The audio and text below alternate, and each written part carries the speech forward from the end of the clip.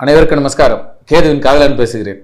Next gen TV நேயர்களுக்கும் வாடிக்கையாளர்களுக்கும் முதற்கண் வணக்கம்.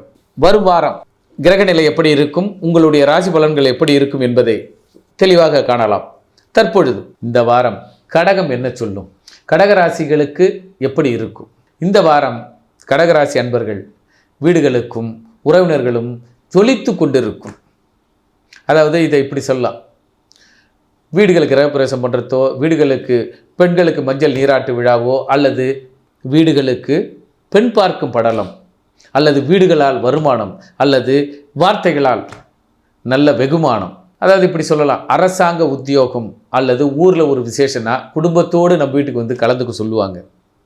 மதிப்பும் மரியாதையும் உங்கள் வீட்டில் பிறரால் கொடுக்கப்படும்.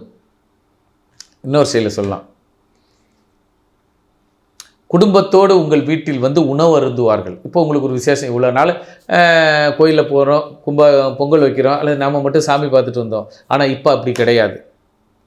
இந்த வாரம் நீங்கள் கோயில்களுக்கு குடும்பத்தோடு சென்று ஊருக்கு ஒரு அன்னதானம், ஊருக்கு ஒரு சாக்லேட்டு, விருந்தோம்பல் இப்பொழுது இந்த வாரம் கடகராசி அன்பர்கள் செய்வார்கள். அல்லது தந்தைக்கு மரியாதை செய்வார்கள், அல்லது உங்கள் மூத்த பிள்ளைக்கு மரியாதை செய்வார்கள். ஏனென்றால் இந்த வாரம் கடகத்திற்கு உச்சமான வாரம், மிக சந்தோஷமான வாரம். எல்லோரும் திரும்பி விரும்பி பார்ப்பார்கள் கடகத்தை. அரசியலில் கூட சரி பாருங்க, இந்த வாரம் அரசியலில் ஒரு திருப்பு முனையாக